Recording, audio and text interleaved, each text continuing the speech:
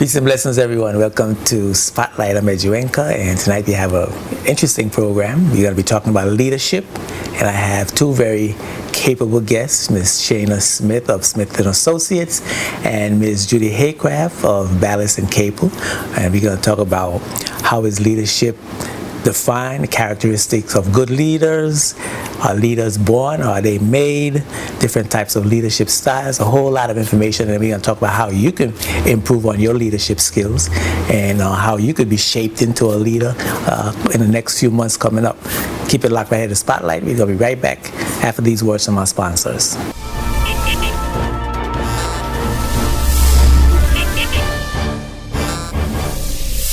This program is sponsored by the law firm of J.S. Archibald & Co. and by the trust company J.S. Archibald Trust Services Limited, both of Roadtown, Tortola, BVI.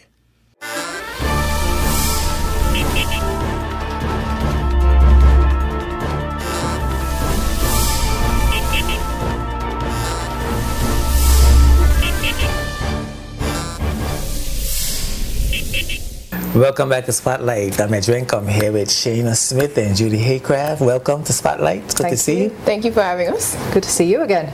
It's been a year. Already? Yeah. Oh man, time is. But let me see. Last time I saw you was on the radio. Yeah. Yeah. Cool. So, leadership. How do we define leadership? That's a big question. Yeah. Mm-hmm. So you want to get? I'm going to go out and get somebody taller to ask. Maybe we can stand up. But that's an important question, I think, though, because a lot of people tend to associate leadership automatically with a title or somebody's position. But one of the things that has evolved, I would say probably in the last decade or even before that, is that leadership is about the ability in terms of influencing others. So being a leader doesn't necessarily mean, well, okay, because I'm in charge, I get people to follow me. But there are certain skills that you need to possess in terms of actually influencing or even inspiring people to, look up to you and respect you as that leader and say that, we're willing to get behind of whatever the vision is. And, those are some of the characteristics now when we talk about leaders, and I think that we have to start to take into account as far as, is that person has a vision? What is it? And is it something that I buy into and believe in as well? So a leader should have a vision. Yeah. So knows where they're going and be able to influence people to get there. Mm-hmm. Is that what that is? Yeah. And what kind of characteristics does one need to be able to have that kind of influence and power? Well, you need to know yourself. You need to know yourself to grow yourself, for one. You need to know where you're going to be able to lead other people, or to lead yourself, because like Shana's saying, leadership, we tend to think about somebody who's at the top of the chain, but leadership is also about personal leadership. So it's not the boss. No. That's exactly what we're saying. Yeah, it's not the manager or the supervisor. No, it's what you automatically think of. I was just thinking before the show started, who would you think of, in our community? Who do we think of as, great leaders? So, the natural inclination is to think about, somebody who's a politician, somebody who's running a company, who's heading up the church. But we are, we need to think about it in terms of ourselves and our own development. Where are our paths leading us, and not just see it as this, who do we look up to? It's good to have mentors, it's good to have role models, but you've also got to look inside yourself to figure out where you want to go. So we need to be leaders in our own right of ourselves. Yeah, we need to be somebody that we would want to follow. That's how I would term it. Yeah. Okay. It's like saying that, we tend to want to be the boss, quote unquote, but when we get there, we realize it's not a comfortable seat always, because there's a lot of responsibility and pressure that goes along with being the one that's on the front line. But I think it's important for anybody, whether it's in any organization, like you're saying, whether it's in the church, it's a non-profit organization, it's in the government, it's in a company, that when we think about leadership, we need to think about, am I someone that I would follow? or am I doing the things that if I was following me that I would want to see? It's just today I was reading an article online, and it was talking about some of the things that leaders or team leaders, especially persons that have, teams and companies and things of that sort, that they should always empower those that they're in charge of, as far as giving them authority sometimes to make some of the decisions, not always wanting to be, well, this is my way or the highway, and pushing orders and in that type of way. So I think it's very important when we look at leaders, or when we look to persons, to consider them or class them as leaders, to look at it from a perspective of, is that person the type of character that I would want to follow, or if I were them, would I want to follow them? Now, Judy, you said something that is interesting to me, because I hear it all the time, and I'm not sure that even I know what it means. And people always say you have to know yourself. Right. It's like you have to. If I don't know myself, who knows me, right? Yeah. I'm thinking, by virtue that I am, I know myself, but it doesn't seem like that's the case. Right. So what am I talking about here? It's not the case because you don't feel like you know yourself, or no. I'm saying. How do you know yourself? You're saying know yourself, and I'm saying, how do you mean know myself? I am me, so I must know myself. I What does think that it's mean? about being honest with yourself. I think it's about understanding who you are, warts and all, knowing what your strengths and your weaknesses are, So what? I like this. I don't like that. I'm good at this. I'm not good at that. So playing to your strengths. I have to be paying a lot of attention. Yeah, then. that's the word right there. Consciousness about your level of self-awareness. So is that something that is taught, or is something? How do you get to fall into a path where you are constantly looking at yourself? I suppose you'd have to be looking at what you think, you'd have to be looking at how you behave, how you act in certain instances. Well, and what results you're getting in your life. If the direction that you're moving in isn't getting you to where you don't feel positive about it, then you get feedback from people around you. You get feedback from the results that you get. Yeah. So it's being aware of all that and giving yourself enough time to reflect on what's going on around you, because some people don't. I mean, they're constantly, some of us don't give ourselves time for introspection. And I'm not talking about, burying yourself away at home or being a hermit, but just having, quiet time where, you reflect on what you're doing, and whether you are having the right relationships, whether you have the relationships with the people that you want to have the relationships with. Is your career, are you satisfied? Are you fulfilled? If you're not, then what do you need to do about it? What are your options? But actually putting the time into thinking about it constructively rather than sort of wallowing as well. I mean, that's the other challenge I think some of us have, is that we get stuck in the rut. We get caught up in those negative feelings, and sometimes it's very hard to pull yourself out of that.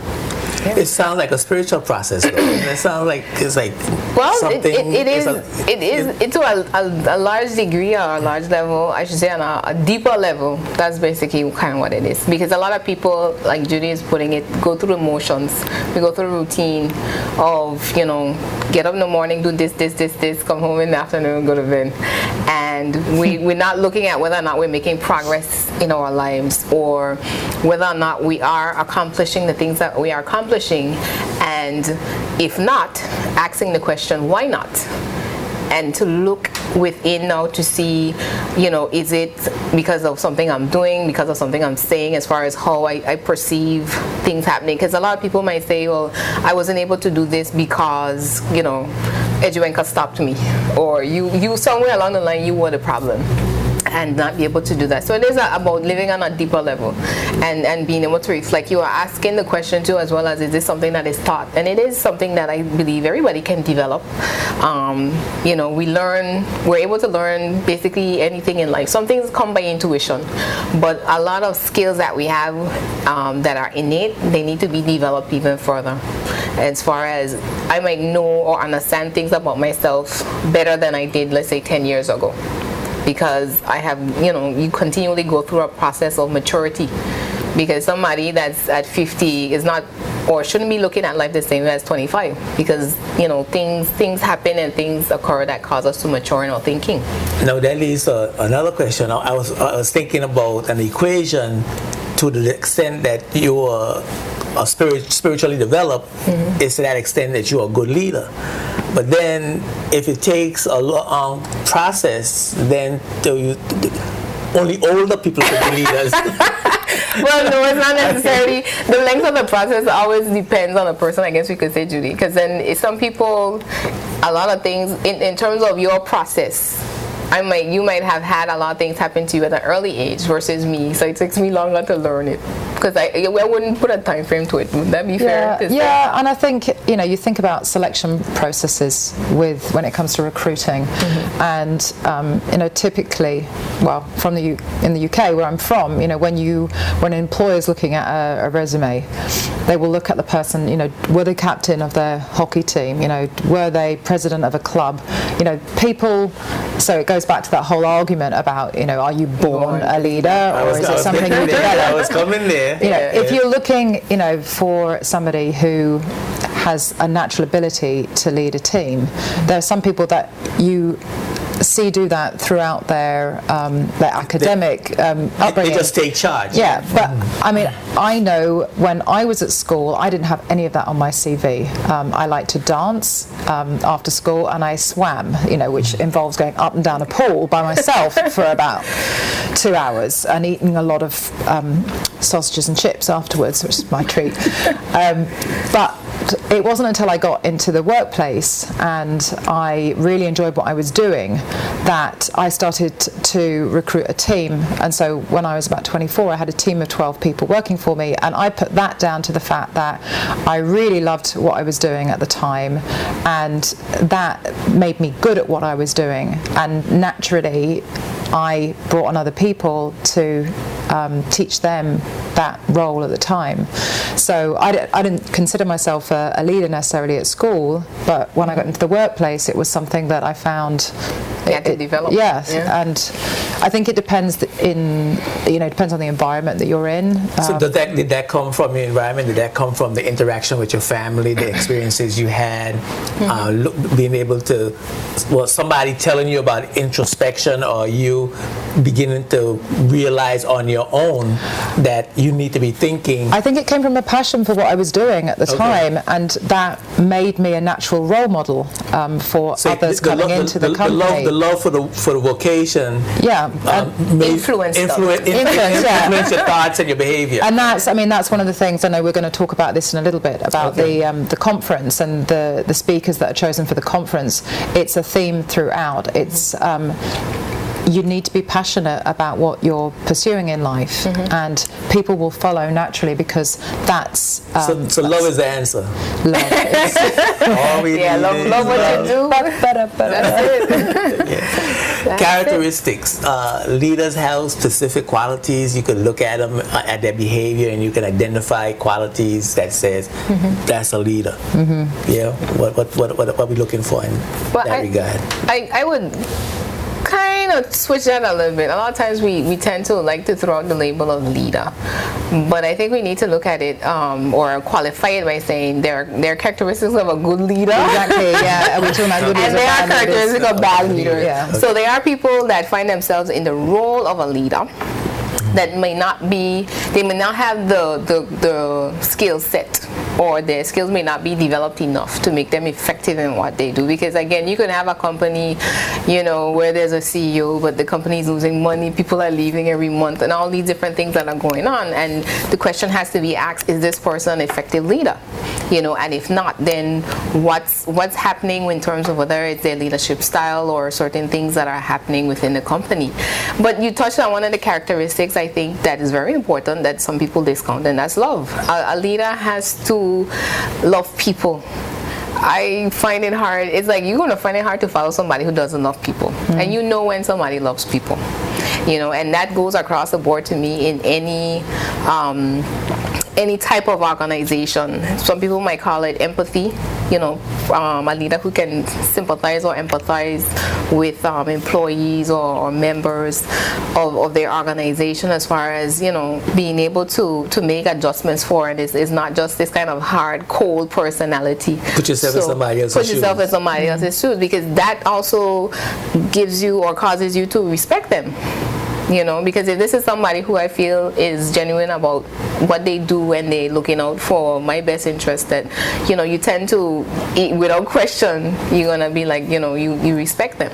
So empathetic is one characteristic. Love of what you're doing, a passion for your vocation. That's another characteristic. Yeah. A good leader has to be able to make tough decisions. Yeah. I agree that you have to have empathy for people, but you also sometimes have to make decisions for the sake of the greater good of the business. The same vision we're talking about that they have. So being able to make a tough decision while being decisive, while being empathetic. That's the word. But I think a lot of leaders, are very ambitious, and egotistical is a word that you often associate with some maybe not so good leaders. Ego often gets in the way of good decision making. And just generally, being somebody that others want to look up to. But I think we see quite a few of these types out there, and often the ambitious types will fight their way to the top. The position. Let's talk about different kinds of leaders and leadership style when we come back after this break. Okay. We'll be right back after these words from our sponsors. Keep it locked right here to Spotlight. Spotlight is brought to you by Bolo's High-Tech Printery, Virgin Island Motors, and Clarence Thomas Limited.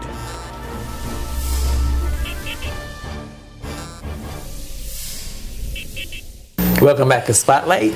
I'm here with Judy Haycraft of Ballas and Capel. Capel, yeah. At Ballas and Capel, and Shayna Smith of Smith and Associates, and we're talking about leadership. I think I should say now that there's a leader cast that's coming up in November. What's the date that is? November 2nd. November 2nd, yes. And it's what it's called. Let's label the power of choice. Yes, that's the theme this year. That's the theme this year, the power of choice. And there's a whole bunch of speakers, and these people are motivational speakers, people that are going to give you information about how to be a leader, how to shape yourself and leadership of yourself and then leadership of others. It's a mix. Some of the speakers are persons who are experts, authors on leadership, and some of them are chosen because they're leaders in their field. So more like role models, I guess. So you have persons like Soledad O'Brien. She's a CNN anchor, but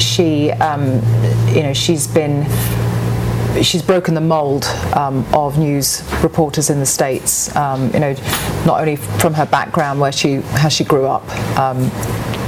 She talks about it in the leader cast, but her mother was from Cuba and her father was American, and at the time her mother was black and her father was white, and mixed race marriages were banned against the law in America, so they ran off to, I think, the only state where they could get married, and they weren't allowed to reproduce as well, so they went ahead and had 6 kids. So she grew up in this very kind of adverse situation, and obviously some years later Martin Luther King came along, and things changed in the States and obviously around the world, but she's reported on a lot of not controversial, but she certainly stuck her neck out on different topics, and she's had a very interesting life and has a very interesting attitude, and she talks about leadership, but from from a different angle to somebody who, you know, writes about it, preaches about it, like John Maxwell. And then you got Tim Tebow, who Football player. the football player. So he's a leader in athletics. Yeah. And has done a lot of great things. One of the things I think we need to just to mention here And is he's also a Christian that Yes. wears his Christianity on his sleeve. yes, Yeah. he does. Right. Honor his eyes more, to be more precise. Under- For those who know him or knew of him, he was I think he was a quarterback for University of Florida, and he used to put John 3:16 with face paint under his eyes. So when he takes off his helmet, everybody was like, "What's that?" So he used to change up the scripture. So I think in one of the interviews I was hearing, they were saying that John 3:16 was the most Googled scripture verse, because throughout his career as a college athlete. But one of the things, like you were asking, what it is that with the conference, there's a theme. So last year was Voices of Change. So all the speakers were speaking to that theme, as far as a leader, you know, how do you use your voice for change? And there were different categories that were each one spoke to. So this year, the Power of Choice now, the speakers that they have brought in, again, whether they're role models, they might be consultants that deal with leadership development more specifically, but persons like, say, Tim Tebow, who's been more or less, he's become a role model. So he's not necessarily out there doing leadership seminars, but it is something that the question is being asked of him, as far as, you know, how does choice affect you in your life, or what's your life story, and how can someone be inspired by, you know, how you've done things. And throughout the 10, there are 10 speakers in all. We would like to say we're bringing all of them because we got that question from last year. But what it is that there was a live event in May of last year in Atlanta, and basically the video recordings are what we're gonna be having at the local hosting of it, and with local we're having local presenters and hosts that are going to be conducting the event for the day. And this is going to be November 2nd. It's going to be at the Eileen L. Parsons Auditorium at HLSCC. Yeah. Yes. And you got the idea of who the local participants is going to be? As far as attendees or Presenters, you just said that you had local presenters. Yeah. We have the same team as last year, so we're excited about that. We have David Archer and Tammy Archibald Gill Yes. as our MCs, and we will have one thing. Last year, as we went out to the audience, the attendees, and asked them for feedback, and one of the things that we have looked to do is make the day a little bit shorter this year. Anybody who came last year, and we hope that you're coming back this year, it's an overwhelming experience. There is so much information that you take in during the course of the day, and one of the things that we also went out to do last year was we brought in some local speakers, people that we felt were good models of leaders in our community, but we were there till close to 6 o'clock. Yeah. And as anybody knows who sat there for a day in this, and But it was good fun. it was great fun, but It was we taxing. felt Yeah. that we needed to make it a little bit shorter this year. So, and you get so much out of the speakers themselves that we cut down some of the side activities So this is from 8:30 a.m. to 4:30. 4:30. and I guess you're going to have breakfast and lunch. We are going to have Coffee when will you be get there. coffee. Yeah, is coffee good for leadership? Yeah, keeps you awake. Caffeine's vital for some of us. Keeps you up. But no, we have lunches included and refreshments, morning break and afternoon break as part of the registration. So. Okay. Well, I promised to talk about the different styles, different types of leadership yes, when we you came did. back. Right? Yeah, you did. And I just wanted to throw the conference in the mix early, and then I'll come back to it in more detail. No problem. But yeah, are there different types of leadership styles? Yeah, definitely. There's you have your leaders who rule by fear, and I can think of a couple, and they rule out of that reign of Dictatorship. Dictatorship, yeah, autocratic Reign of style. terror. Yeah. Yeah, that's not a good leadership style.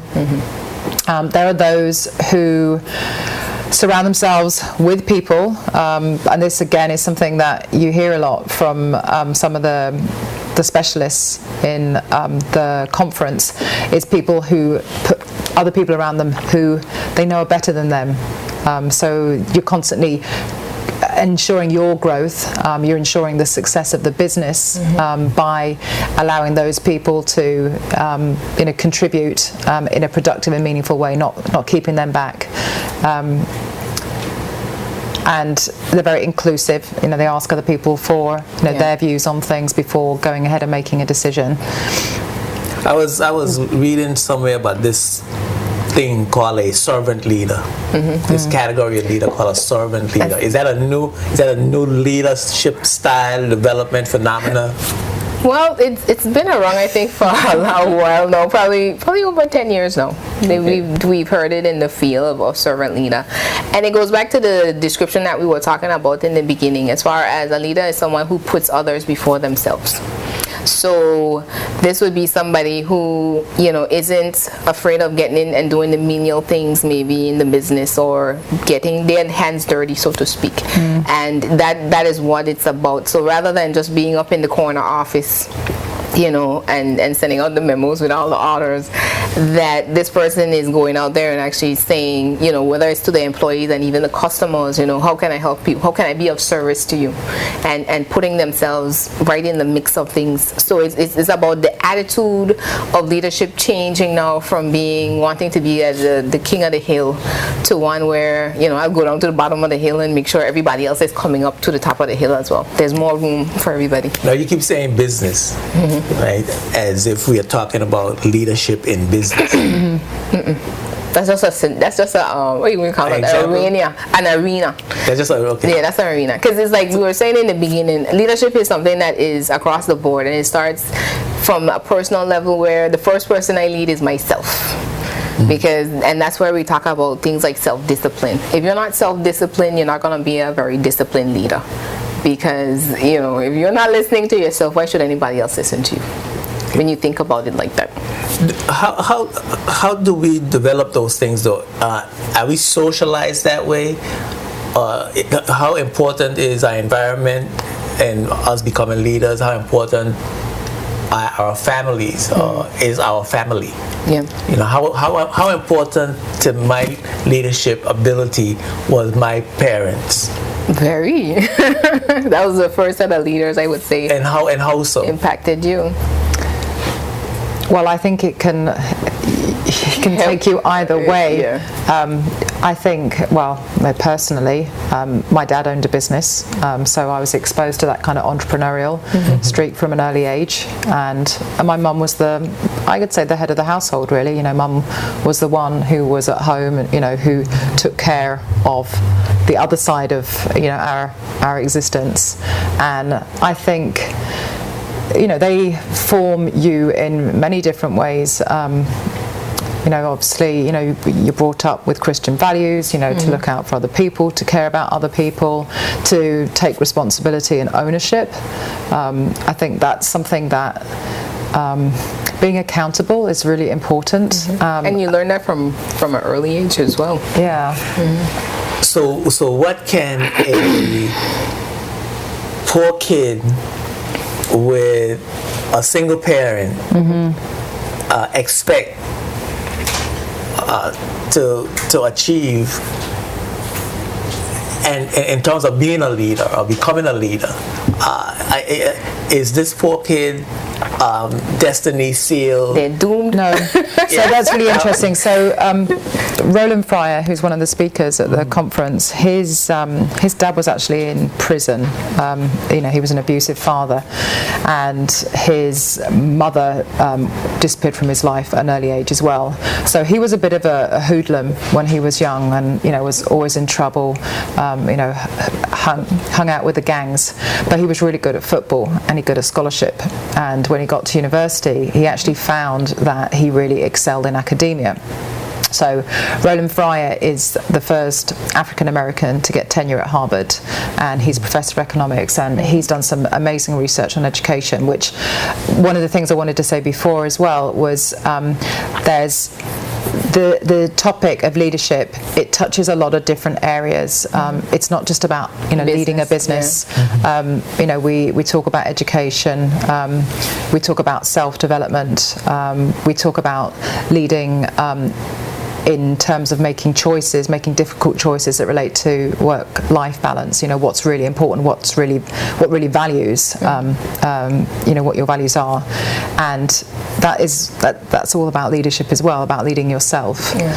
And can I add to that as well, because that is also a very important thing, I think, as far as one of the misconceptions that we have of leadership or leaders, that it's something that if you weren't given those opportunities maybe when you were younger, say you were the one that was being picked on in school, that doesn't necessarily mean that you can't go on and excel later on in life, because it is something like we're talking that there are a lot of things about leadership as far as the skills or the different characteristics that you can develop as you grow as a person, and that our first set of role models is our immediate family, as far as whether or not our parents were people who were passive maybe, or procrastinators, not good at time management. So we can learn both the good and the bad habits, but is it something where you can see kids that come from a disadvantaged environment actually rise up to be even better than what their background may have dictated to them, because they were able to latch on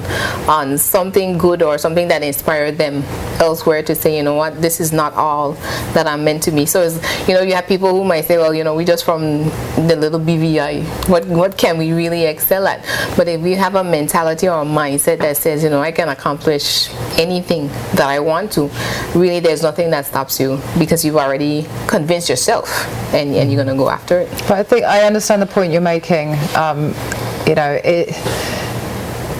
There are families out there who maybe haven't had the exposure, they haven't had the opportunities, and I know that it's something that they can't teach what they don't have, or they can't teach what they don't know. And it's it's one of the things that I've heard a lot about in the last couple of years. We talk about our young men here, Yes. and it's something that I'm very aware of, because part of one of the services we offer, we provide recruitment to companies, and we have positions that we advertise, and we are looking for young local men because of physical jobs, and we don't get any responses to them, and we're like, where are they? Why don't they apply for the positions? And is that lack of role models? Is that lack of confidence, motivation? I think in a lot of cases it's lack of confidence, it's lack of self-esteem, which comes from it starts at the beginning. Well, I've been reading articles on recruitment, and most probably you would be able to either bear me out or correct me on this, but it seems as though companies now are looking for leaders no matter what the position is. Yeah. So it's not enough. It seems like it's not enough to come into a job with a skill, as a production manager or as a typist or a receptionist, but you want a receptionist who's a leader, self-motivated, show initiative, think on her feet, solve a problem, come up with an idea, look at ways to improve productivity in her little domain. Is that true? Because I'm reading and hearing companies talk about this type of employee. Well, I mean, that's getting into the kind of the broader definition of leadership when we talk about personal leadership as well. And I think it is true that employers, they are looking for people who are self-motivated, that can take initiative. And I think that if you are in the right job, if you're working in an area that you enjoy, then you would do that, naturally, because of the love. Because of the interest in what you do and the pride that you should have in what you're doing. Because it's and I know we're talking in very sort of idealistic terms, but we have to have a vision. And I think just to kind of to add to that is, as far as companies are looking at their productivity, and and they don't necessarily want to be in a position where the manager has to tell you every single step that you need to take. So it is something where, in terms of when we talk about leadership skills, that we're looking at, even if it's the messenger and the manager is out, there's a certain level of decision making that may be able to be left to them, but that person has to have, they have to come in the door with some of it, so to speak, because some of it is developed as they are, but they are looking for, I think, especially in my field as project management, we want to have people who, even as on a team that has a project manager, everybody needs to have that type of leadership ability that's inherent with the job, because everybody has to make certain decisions as far as, everyone has a role to play. You have somebody might be the architect, somebody is the quantity surveyor, and all of these people are considered as leaders in their field. That's why they're on the project, and they have their role to play. So I think it's something where I have seen in my industry that it is key that we're not just looking at leadership skills for the one that's in charge, but that leadership skills have to be, everybody needs to have a set of leadership skills. Well, we're going to take a break, and I want to come back and continue the discussion about developing leadership in young people, leadership skills in young people. So leadership being taught in the schools, and leadership skills not being, you now have to wait till you're a certain age to start looking at developing leadership skills. So I want to get into that a little bit, and while we talk about some of the speakers in the conference that gonna apply to certain types of those kinds of issues. Yes, we'll be right back with more Spotlight, and when we come back, we are going to open the phone so you can call us. We're gonna have perhaps another 45 minutes for you to call and ask questions and input into the discussion. Keep it locked right at the Spotlight.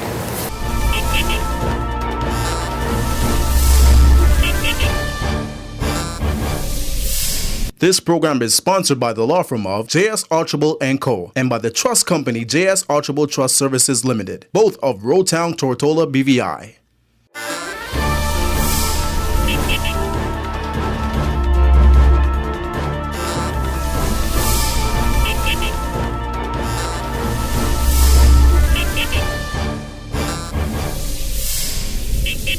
Welcome back to Spotlight. We are having an interesting discussion about leadership here with Shana and Judy. And there's an upcoming conference on leadership, LeaderCast, is coming up on the 2nd of November from 8:30 in the morning to 4:30 at night at the Eileen L. Parsons Auditorium in the Age Lively South Community College. And it's got a whole group of speakers. We're going to go over the speakers a little later on, and we're going to talk about what each of them is going to bring to the table regarding leadership development. Yes? Yep. The phone number is going to pop up on the screen any moment, so you can text or you can call and make your comment. And we're talking about leadership, so you can talk about leadership. We're also going to talk about the power of choice, which is the theme for this year's LeaderCast. So there are a couple of things we got to talk about. So you have an opportunity to join the conversation anytime you wish. Yeah, we're talking about the whole development of young people, because I'm interested. I got a vested interest in this whole thing, being that I'm old. We all do. Somebody's going to look after us. I'm looking for a way to train some people to take care of me. That's what it is. When I can't walk anymore, right? That's why they said the families used to have like 10 and 20 kids, Not anymore. Survival. That's another discussion. That's another discussion. So I'm looking at how can we, instead of waiting now at this late stage in our lives, not that y'all are old, but how can we get our young people to be on a path to that personal development, knowing themselves, being able to show initiative, being able to think cognitively, just love themselves, love others, love their vocations, love the things that they do, and put the passion into life from an early age. Because I often say, it seems to me like what I know now, I should have known Had at you 18. known that, yeah. What I know now, I should have known at 18. Yeah. I know for a fact I could have learned this stuff. Yeah, it's not a from lot. then. I don't Yeah. know a lot. Yeah. And I know for a fact I could have learned all this stuff I know now. I could have learned this stuff at Yeah. 18. And then from 18 to now, I'd have been way ahead. Yeah. You know what I'm saying? And I think that's a real problem for us as human beings Yeah. generally Yeah. in our in human development. Yeah. Well, and I think we live in a very, it's quite a scary time bringing up kids, because there are a lot of distractions out there for them. And, you know, with the parents, we're all working longer hours, and equally we have these distractions, and we're allowing those bad distractions to Distract take up you. some of the time Yeah. to when we should be bringing up our children. But on a more positive note, I think that exposure is really important. Exposure that will allow them to find the areas that they love. You know, you've got to find out what they're good at, and what they enjoy doing. They don't have to be the top. They don't have to win. Yeah. And it has to come through giving them experiences. Yeah. Giving them experiences, exactly. Let me give you an experience. My first leadership experience, or one of my first leadership experience, it was in Brownies. I was a pack leader at 8. And I think that's one of the What does that mean? She was like, I was a head brownie man. it's a gang. But see, to me, this is one of the things where you from an early age, I think you start to exhibit certain traits as a child, as far as not being shy and being willing to get up on the stage and do the recitation, or you know, do the skits in school and all of these things.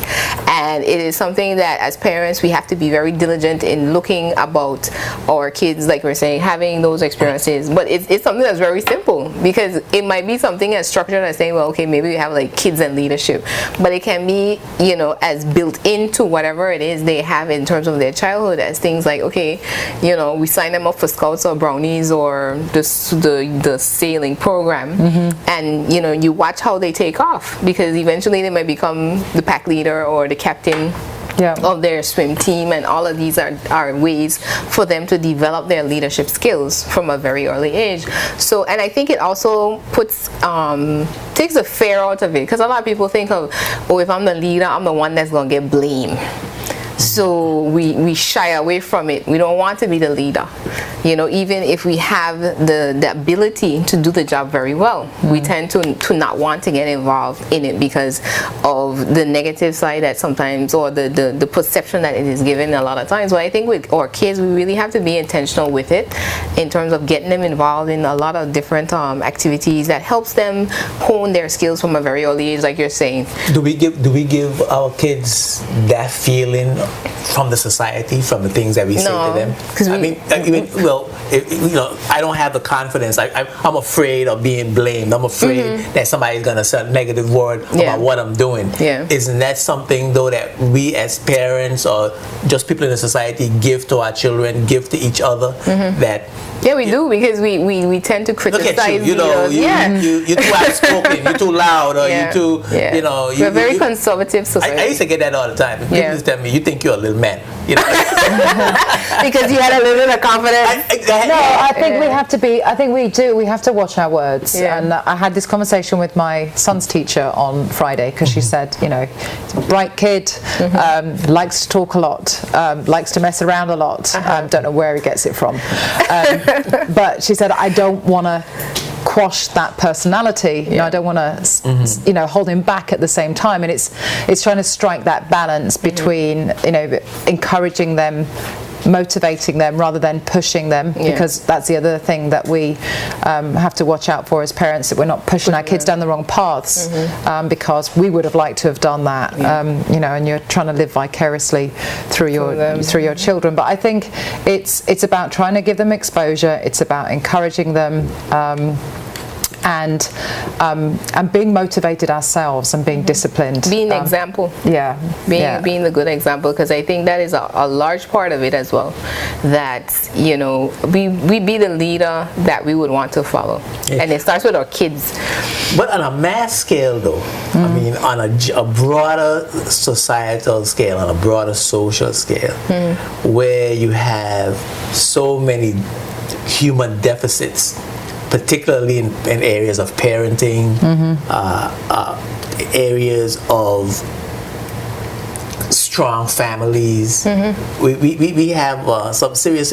I mean, the BVI got serious challenges with families. I think it's some 61% of the homes in the BVI are single parent homes. That's a statistics I got from social development. Yeah, there was some about babies being born last week, I think, and it said, the percentage of babies being born to single mothers in the BVI is very high. Yeah, so you have that challenge, and then of course you have children having children. So you have parents who are not equipped to be parents. That's another problem. And then you have the older persons who were considered to be good parents. Their parenting styles was very stifling. I mean, you're like your mother, my mother and father, your mother and father. They beat you if you sneeze too loud. You're talking too much. I don't know why I'm laughing. So it's a serious issue. And so here we are now in this century with the demand for, and I'm saying leadership, but in the broadest sense, not in the unique quality sense or the unique characteristic sense where one person shines forward or take the front role, but in the broader sense where as people, we all need to have that sense of responsibility, caring, passion, thinking ability, initiative, motivation, love for community. That whole thing that makes a society work and progress. And how do we get that? Can we take these persons here and develop a program, or is there such a program where we can put that in our education process, pay the teachers a little extra so that they could do the work that needs to be done in the school that the parents can do at home? I know it's going to seem like I'm talking too long, and I am talking too long, but I have to do this. I think, right, that the fact is that we are not going to get the leadership skills in our children from the parents. I don't think that most of the parents in the BVI, and I'm out on a limb here. I'm from You're inching out to the edge. I'm inching out to the edge. Yeah. Right, I'm going right to the edge. I don't think that many of us as parents have what it takes to raise the quality children in today's world. And so we are going to have to make a decision as to whether we are going to pay professional children raisers in the shape of in the form of teachers to do that work for us. Why I'm not sure I agree with you on that. Why do you say that you basically you're saying you don't think parents of today are necessarily equipped? Yes. Where do you get that from? In what sense? As far as they're not leaders, or because they're a single parent, they're not a leader? As far as them not having the parenting skills, the psychology, the patience, even the time. Many of them have to work 2 jobs to feed their children. Many of them have to neglect their children to feed them. Many of them are children themselves. Right? Many of them are trying to keep up with the Joneses, so that's a lack of priority. Even the families with two parents have to keep up with the Joneses, so they got to work 12, 16 hours a day, so each of them can have a Lexus, and the kids can have the latest iPads and stuff. Okay. So let me jump in. Yeah, you think something that's good? I need to get this. And I agree with her disagreement too, because one of the things that I see with us as a society or a community that we have as an advantage that we don't capitalize on is that even in spite of the deficits that you have just listed, that these people aren't in isolation. They're part of a wider society. Every single parent is part of an extended family. So even in an extended, if you have a single mother or a single father, you have grandparents, you have parents, you have aunts, uncles. A lot of people that in your day growing up used to fill that gap. Because in a lot of instances where you had the two parents, but then the father was 6 months in Cuba in the cane field, which means mommy was home with 10 children, right? So, but the community came together and parented. It just as the African proverb say, it takes a village to raise a child. We have moved away from that. So before I go and pay professional children visors, I would turn to us as a community and say that we need to take back up the responsibility of raising that next generation of leaders in a very serious way, because we're thinking that we can go out and exhibit a lot of bad behavior in front of the children, because the children, even if they had two parents, they don't spend the majority of their time in the house. They're out in the community. So whatever they see in both places is what they tend to mimic. So if you go out there and you see people that you would look up to as good role models, or if they pick a role model and it happens to be a bad one, regardless of what you do in that house, it's a challenge against what it is you're trying to do in a lot of cases, because of the level of influence that person has on them. So I think it starts first with the community in terms of us looking at what our priorities are and being more intentional about what it is where we want to see. John Maxwell, I think, is the one that I heard or read this from him. He said leadership is a legacy. So his whole career right now is about passing on what he knows and what he has learned, because he didn't know what he knows now back in 20 years ago. But he is ensuring that he is, in whatever it is he's doing, passing those things on to that next generation of leaders that are coming up. I think also, we have to remember that when we were growing up, I mean, my father used to come home and he was generally in a bad mood, and we were in the way, and really because all the stress of providing for the family was on the men, and that's changed. And I think the other side of this is that men are a lot more involved now in the family, and there's I can think of many great male role models who are excellent fathers, and I can think of lots of great parents that I know. I think our lives are more complicated now than they were.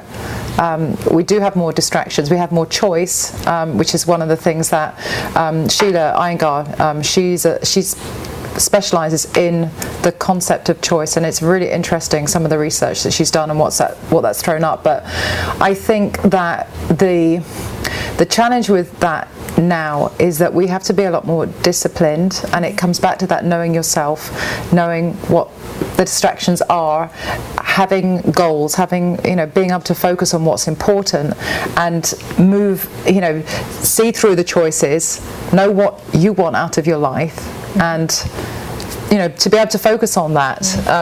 But I'm very mindful that I put in a lot of hours in the office and sometimes have to go home and do the same thing, and that are my kids getting shortchanged? Well, are your kids getting shortchanged? Are they starting to act up when they don't see mommy, and then you missing them growing up because you going all the time about other people's business? I don't know of a single parent I know that doesn't have that guilty feeling at some point, that they're not giving their kids enough. I think parents, are overladen with guilt in a lot of cases, because there's, a lot more expectation now because the whole conventions and the traditions of the family have changed. Yes. We live in challenging times. In challenging times, and you still ain't give me any hope. But put them in brownies and scouts. Well, the thing is that we have brownies and scouts. We have girls' brigade, boys' brigade, right? We even have a cadet corps. Yeah. And what's the enrollment like? What's the enrollment like? That's the question. What's the enrollment are we as parents seeing the value in those things, or even understanding the meaning of those institutions? Exactly. It's not just something to babysit them, but this is something that where these organizations are actually trying to impart the type of skills that we're talking about into these kids. So this is, and I know I use the wrong term, because I got this tendency to just say the most outlandish things. It's more fun. The professional baby raisers. Yeah. What I mean is that our teachers now, have to be more equipped, spiritually and psychologically, to deal with the challenges of the children that we, the parents, send to them. And I think particularly because we have not the things that have the foundation that our children should have gotten in the home, we have missed the ball in delivering that foundation, and therefore, since we have not been able to deliver that foundation, we need to, our teachers need to take on a different role and more responsibility, and we need to have them trained adequately for that role and compensated for it as well. That's my theory. Well, what I would say to that is, having grown up in a household with a teacher, there's one in every class. And it was something, because sometimes we tend to make the impression that the kids all of a sudden just changed on us. But, you know, my mom was a teacher for 25 years. So I was basically there for the whole, you know, every year is a different class. And it's something, there was always one in every class where she'd have to do the mentoring, she'd have to do the coaching, she'd have to, you know, show a little bit more patience with them and probably do some extra additional work, you know, as long as they were showing the interest that they wanted to excel. So it's something, again, if teachers are taking this thing as strictly a job, and it's just I'm doing whatever is on the job description and that's it, then they're also missing an opportunity in terms of mentoring that next generation of leaders, as far as, you know, Albert Einstein failed maths. So his teachers decided they're going to write him off, but then he was the one that turned around and basically revolutionized the world as far as we know it. So it's something where teachers have always had that, they're always going to have, to me, those opportunities where they kind of step up or miss it. And again, I think it goes back to the teachers now. If they perceive themselves to be leaders or role models for the kids that come into their classroom, how do they handle the challenges and the difficulties that they do have? Because I'm wary of putting structure around everything, because we tend to do a program for everything, and then when you go back to it 2 years later, it's not functioning. But the question is, do we have the training to even or have the passion or the love, or been trained or been given the foundation? But you can't train passion. Wait a second, but been given the foundation to even have that motivation that you're talking about. But do you have to train for passion, or that's something that you need to walk in? Y'all tell me, do you have to? Is that part of the leadership development training? Having persons understand what passion is and having a passion for something, or that's innate?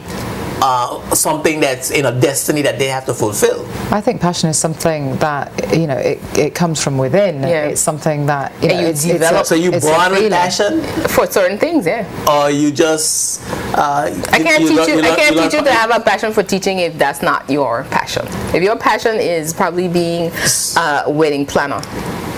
So we given exposure, as you said, and given experiences to our children, so that they can find and we can recognize what they have a passion for.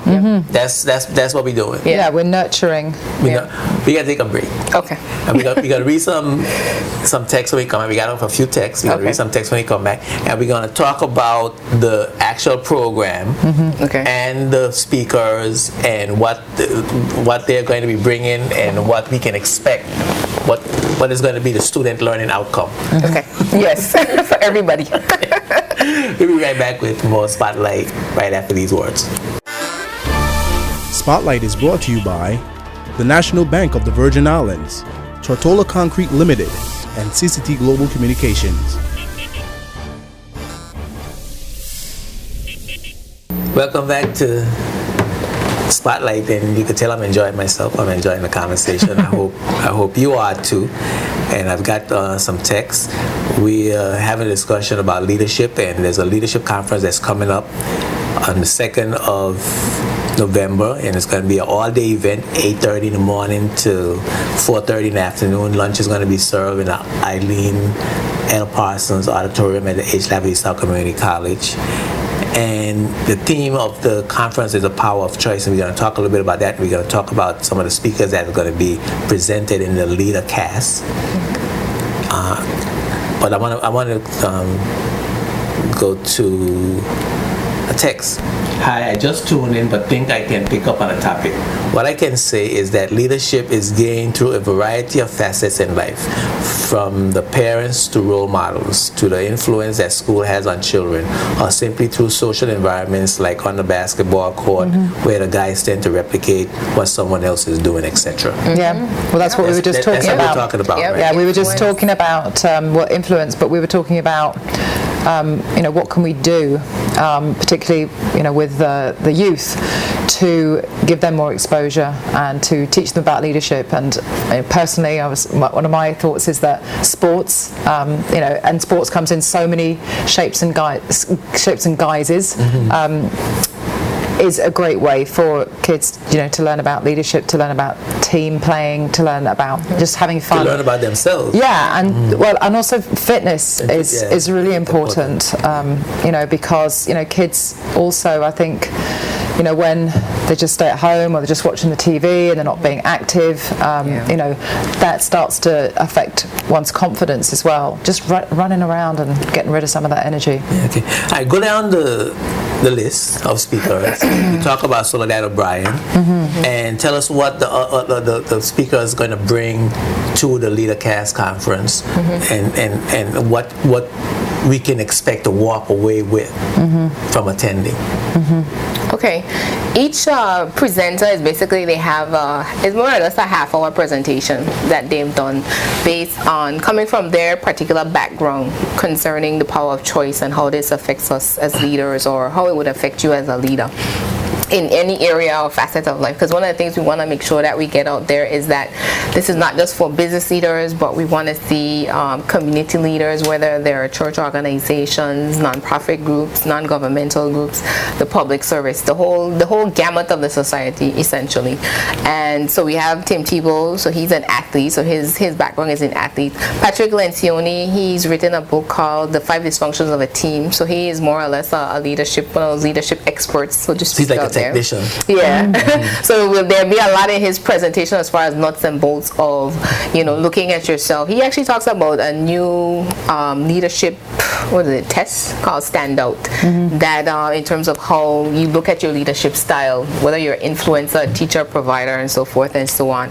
Marcus Buckingham, he is also he has a consultancy. He has a book, and he talks about, what was he talking about? I think he was talking about the algorithm of leadership development, which is kind of like what you were getting into. But again, everybody they come from their background, and it's talking about how we go about making the choices that we make as a leader or as a person, and how to make ourselves better.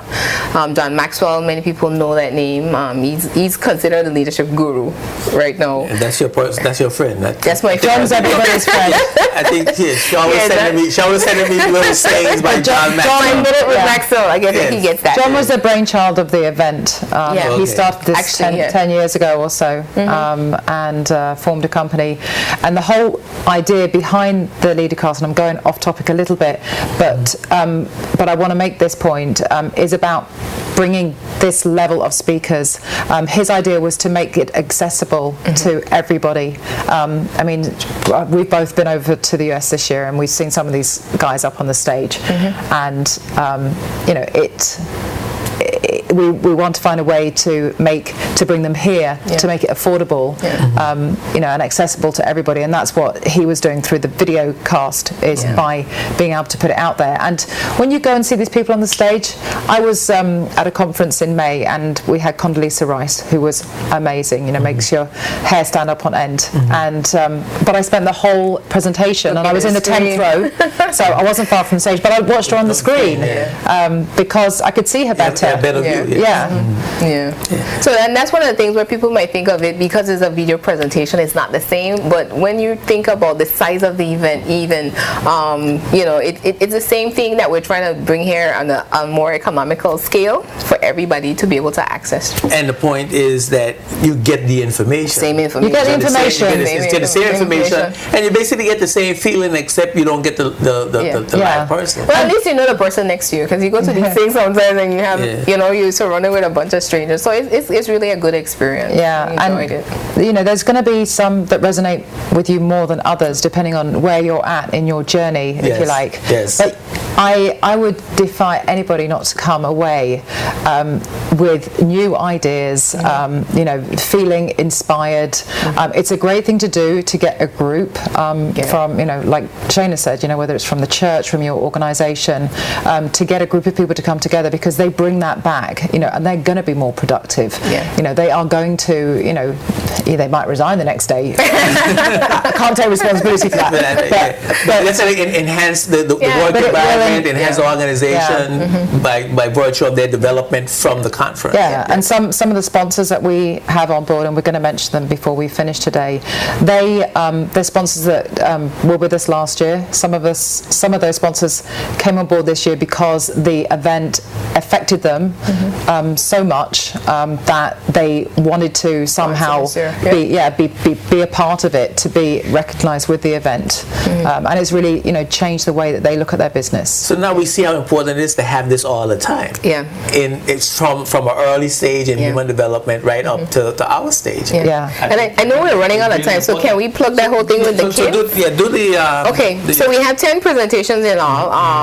What we also want to mention too is that we talked about youth and leadership, and we also incorporated that as a big feature this year, where we want to say thank you to some of our sponsors, where they have sponsored tickets for what we call the Rising Leaders.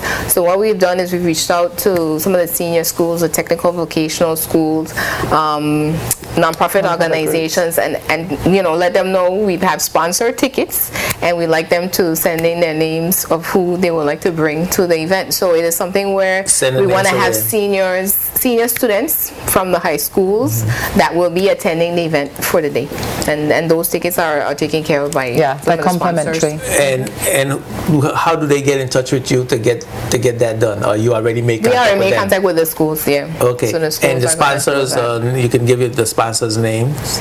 Okay. Let's go through the list. You're gonna have to help me with this name. So we have our platinum sponsors who are Tortola Express. We have the Virgin Islands Human Resources Association, Right Way, and Coca-Cola. We have our gold sponsors who are Harney's, and we have another one there, and I should have it all listed. And AES, we have Martin Kenny, Muran Ozans, HLSCC, BCQS, O'Neill and Mundy Shipping, Smith & Associates, Premier Dental, Ballast and Capel, of course. Department of Human Resources. Many of these sponsors were organisations that sponsored us last year, so we want to say a big thank you for coming back on board. And for those who have come on board for the first time this year, I think quite a few organisations really liked the idea of being able to support youth development through the Rising Leaders sponsorship, and we are very keen to hear from the schools to send their students along. Also to the HLSCC as well, and we have discounted tickets for students at the college, and we would really like to see a strong presence from the college this year. Okay, and how can people get in touch with you to get more information about the tickets and getting to the event? Okay, for more information, persons can contact Claire Chensi at 340-0784, or you can go online and register at leadercastbvi2012.eventbrite, that's BRITE.com. And the tickets, regular tickets, are $175 per person. If you have a group of 5 or more, they're actually discounted at $125. So call up for your friends, tell them you have a date for November 2nd. Or you can go if you can't remember all that, go onto Facebook, type in Leadercast BVI 2012, go onto BVI News, it's all plugged on there, or just Google. Good old Google. We'd also like to mention too that proceeds from the conference, we have decided to donate to the BVI Services Day Center this year, which is an organization or agency of government that deals with persons with disabilities in our community. So, again, we believe in giving back to the community in everything that we do, and that's one of the things that we're doing this year. Cool. I got to read a text. Many of us tend to look at politicians to display leadership, but to hear ministers saying to other ministers to go consult yourself, we're saying to other ministers to go consult yourself, where is the leaders, and what example is he setting for young people that have to take over these roles? All right. He's referring to a specific comment that was made. In the House yeah. Assembly. And he's talking generally about the politicians being examples and role models to the society. And I think it's important. It's important. It's important that we're conscious. Again, like we've been saying, would you follow you? If you stopped and listened to what you say sometimes, would you follow you? Yeah, I don't always think politicians are the best examples. I know, in the UK, you watch sometimes them in the House of Parliament, and they're like children. Question. It's hilarious. Yeah, we know exactly what you mean. Question: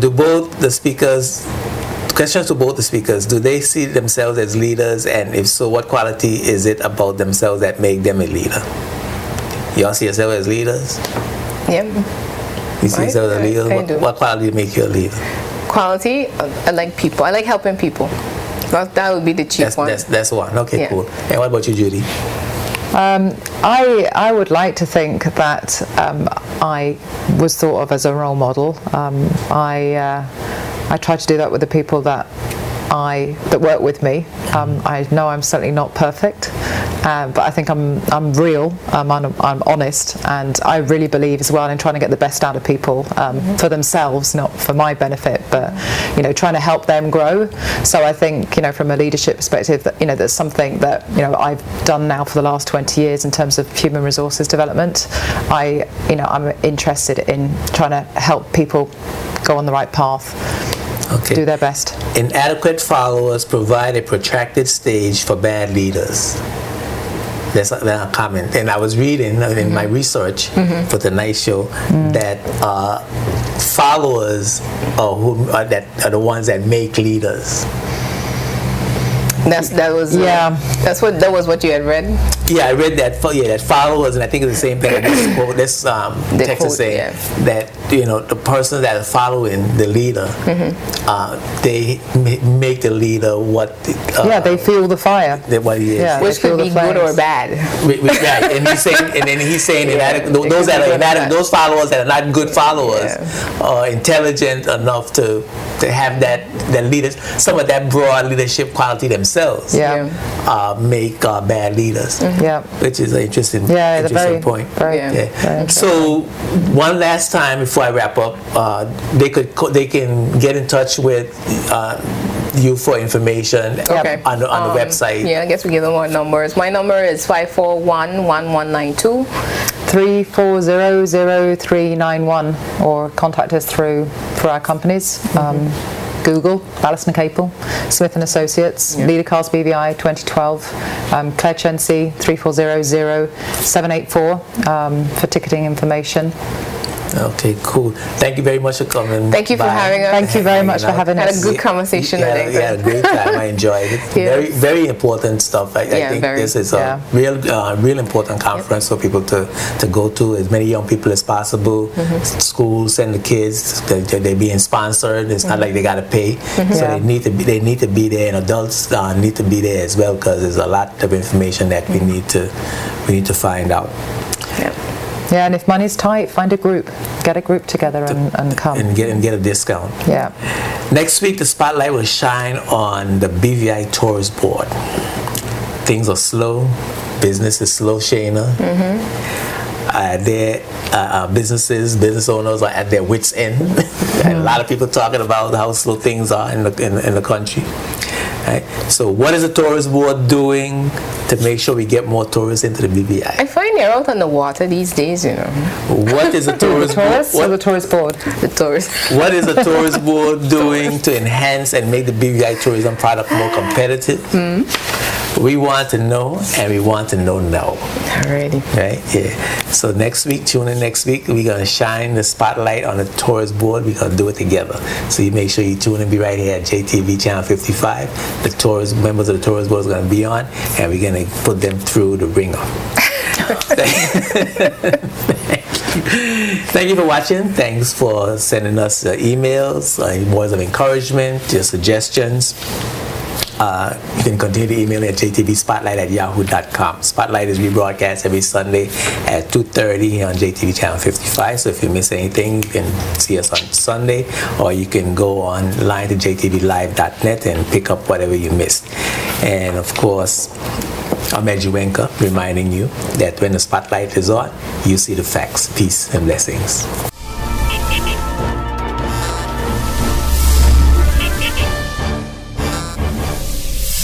This program is sponsored by the law firm of J.S. Archibald & Co. and by the trust company J.S. Archibald Trust Services Limited, both of Rotown, Tortola, BVI.